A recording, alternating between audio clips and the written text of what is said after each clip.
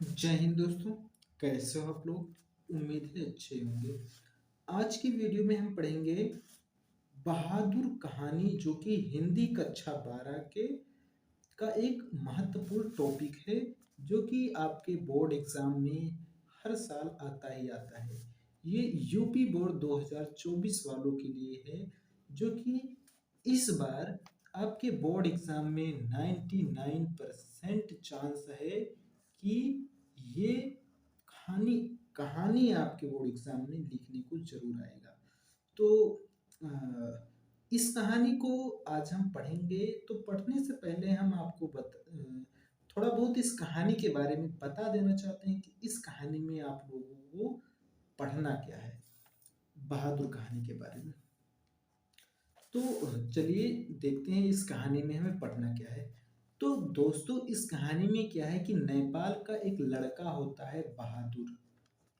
नेपाल का एक लड़का बहादुर, जो कि 12 से 13 साल का है। ये क्या करता है, अपनी माँ से अ, अत्याचार सहकर शहर में चला आता है कमाई करने के लिए। तो ये निर्मला के यहाँ, एक निर्मला कैरेक्टर इसमें भी है, नायक जो नायिका है, निर्मला के यहाँ ये नौकर रख लिया जाता है। तो जब ये निर्मला के नौकर रख लिया जाता है, तो निर्मला और निर्मला के पति जो हैं, इसके साथ शुरू शुरू में अच्छा व्यवहार करते हैं। उसके बाद इसके साथ कठोरता बरतने लगते हैं। फिर इसके साथ अत्यधिक अत्याचार करते हैं, काम इससे ज़्यादा करवाते हैं और इसको उसकी उसका मेहनताना भी नहीं देते हैं। इसके ऊपर चोरी का इल्ज़ाम भी लगाया जाता है, प्रताड़ित किया जाता है। उसके बाद क्या होता है कि बहादुर परेशान होकर घर छोड़कर एक दिन चला जाता है। उसके बाद जो निर्मला के परिवार वाले हैं, वो लोग बहादुर को ढूंढने के लिए निकल पड़ते हैं। काफी ढूंढने के बाद ये लोग राहुल को, बहादुर को नहीं पाते हैं। तो इन लोगों को अपनी गलती का एहसास हो जाता है और ये लोग सुधर जाते हैं। तो यही पढ़ना है आज की इस कहानी में। तो चलिए आज की इस वीडियो को हम शुरू करते हैं, ज़्यादा टाइम न गंवाते हुए, और बने रहिए वीडियो के लास्ट तक। तो चलिए शुरू करते हैं। तो अमरकांत जी द्वारा लिखी कहानी बहादुर एक मध्यवर्गीय परिवार में नौकर के साथ किए गए अत्यधिक कटु व्यवहार परिवारजनों द्वारा की गई कहानी है।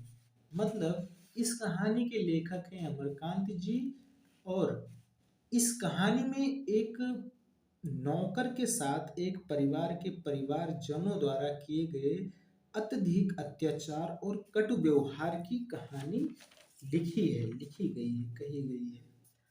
तो चलिए हम आगे बढ़ते हैं। लेखक ने स्वयं को कहानी का पात्र बनाते हुए कहानी की आत्मकथात्मक रूप में रचना की है। मतलब जो लेखक है, वो अपने आप को इस कहानी का पात्र बनाता है। पात्र बनाते हुए इस कहानी को आत्मकथात्मक रूप में रचना की है। मतलब इस कहानी को अमरकांत जी ने इस तरह लिखा है कि जैसे वो उनकी खुद की कहानी है। उन्होंने अपने आप को इस कहानी का पात्र बनाया है। तो चलिए आगे बढ़ते हैं। अपने से संपन्न रिश्तेदारों के घर नौकर द्वारा जुटाई गई सुविधा एवं शान को देखकर लेखक की पत्नी निर्मला स्वयं को भी एक नौकर रखना चाहती है। स्वयं भी एक नौकर रखना चाहती है। मतलब लेखक की पत्नी, मतलब लेखक जो है अपने आप को एक पात्र बनाता है, इसलिए उसकी जो पत्नी है वही निर्मला है इस कहानी के हिसाब से। तो इसमें क्या कहता है कि जो निर्मला है, वो अपने से संपन्न रिश्तेदारों के यहाँ नौकर द्वारा जुटाई गई सुविधाएं और शान को देखकर लेखक की पत्नी जो निर्मला है, वो भी एक नौकर रखने की चाहती है कि एक नौकर हमारे यहाँ भी हो। तो अब एंट्री होती है बहादुर की, यहीं से बहादुर की एंट्री होती है। अब दोस्तों आप लोग बिल्कुल ध्यान से इस वीडियो को देखिएगा, समझिएगा, नहीं तो आपको ये कहानी समझ में नहीं आएगी। तो अब एंट्री होती है बहादुर की। बहादुर के बारे में जानते हैं।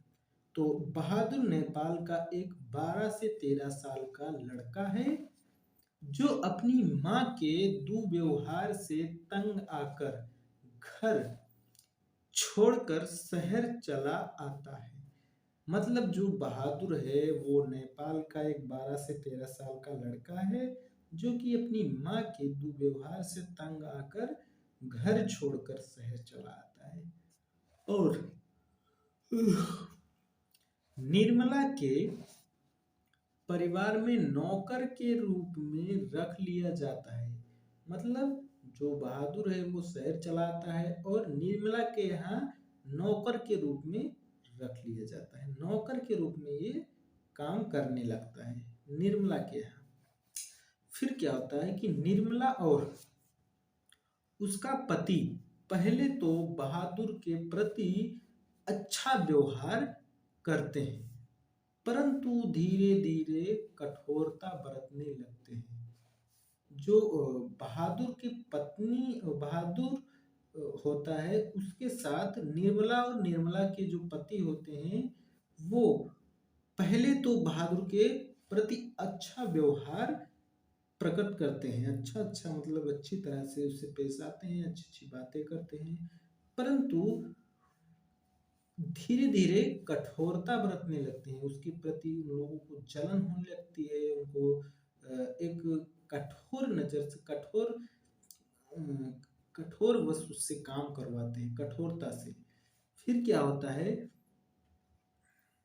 यहाँ तक कि उसको परेशान करने के लिए उसके ऊपर झूठा चोरी का इल्जाम भी लगाया जाता है।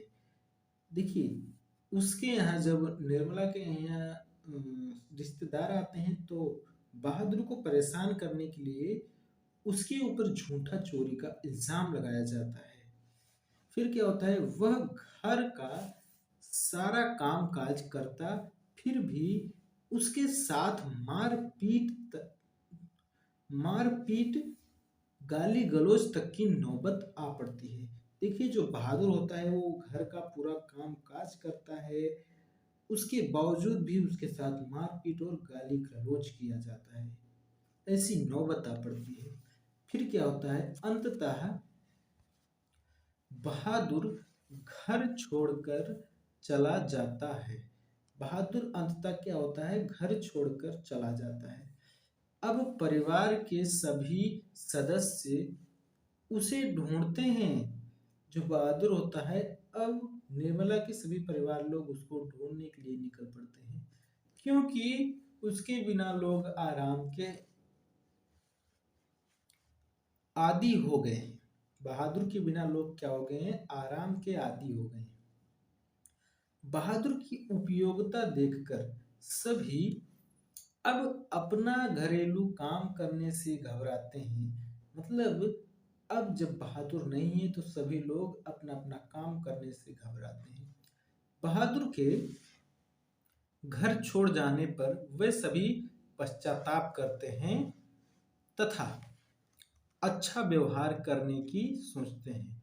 अब क्या होता है, जब बहादुर घर छोड़कर चला जाता है तो उसके परिवार वाले अब पश्चाताप करते हैं, उनको पश्चाताप हो जाता है कि हमने गलत किया है और अच्छा व्यवहार करने की सोचते हैं। और परंतु अब पछताए क्या हुई, जब चिड़िया चुग गई खेत। बहादुर में संवेदनशील और स्वाभिमान की भावना कूट कूट कर भरी हुई है।